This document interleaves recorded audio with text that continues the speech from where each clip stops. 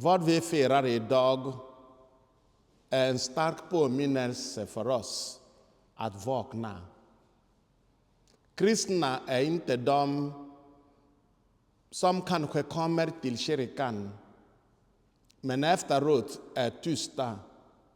De som säger ingenting eller gör ingenting, även när folk gör det som är fel. Det finns alltid två saker som hjälper oss. Det var mässan, jag tror det var i tisdags, igår. När de kom till Jesus och frågade om det var rätt att betala skatt till kejsaren. Han sa, ge mig mynt. De gav honom en denarius. Och han frågade, vems bild finns på mynten? Och de sa, kejsarens. Och han sa, ge till kejsaren det som hör till kejsaren och till Gud det som tillhör Gud. Vad detta betyder är två saker. Nummer 1, att vi som är kristna måste lyda politiska ledarna. Till exempel, att betala skatt. Ingen kristen skulle gömma sig från att betala skatt. Till exempel, vad säger regeringen? Att man ska inte döda någon eller göra någon illa eller du vet. Till exempel när det gäller trafik, att inte dricka och köra eller köra för fort. Alla dessa grejer, varje kristen skulle leva bättre liv, högre än vad regeringen kräver. Men det finns något annat. När regeringen vill ha skatten till kejsaren, men de vill också att folket skulle inte lyda Gud, alltså ge till Gud det som tillhör Gud. Och vi ser det i apostlagärningarna när Petrus och Johannes helade en man vid porten till templet. Och det blev ett problem. De ställdes inför rätten och man frågade dessa två apostlar, vi varnade er att inte predika ännu mer i Jesu namn. Det som Petrus svarade är något vi måste också tänka på. Vi lyder Gud istället för människor, sa Petrus.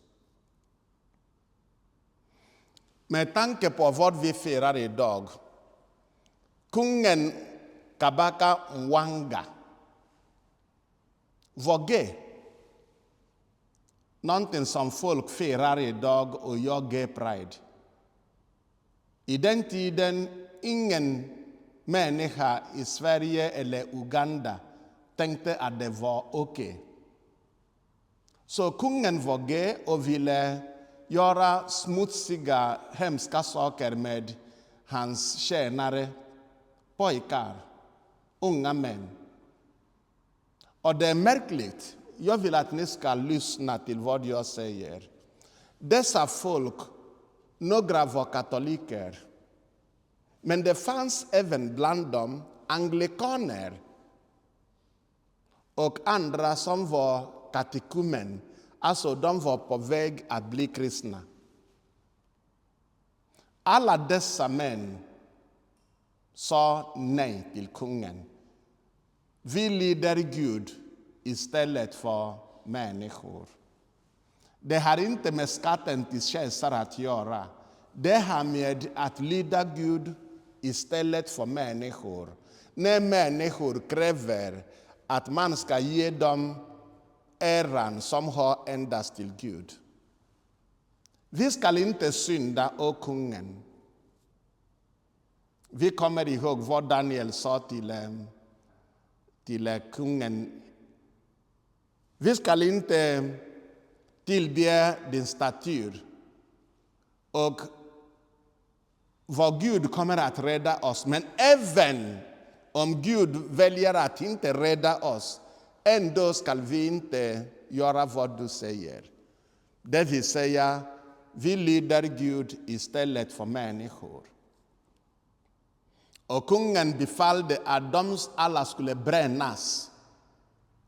Inte att de skulle dödas först och sen bränna deras döda kropp, nej. Utan att de skulle brännas medan de levde. Och det hände.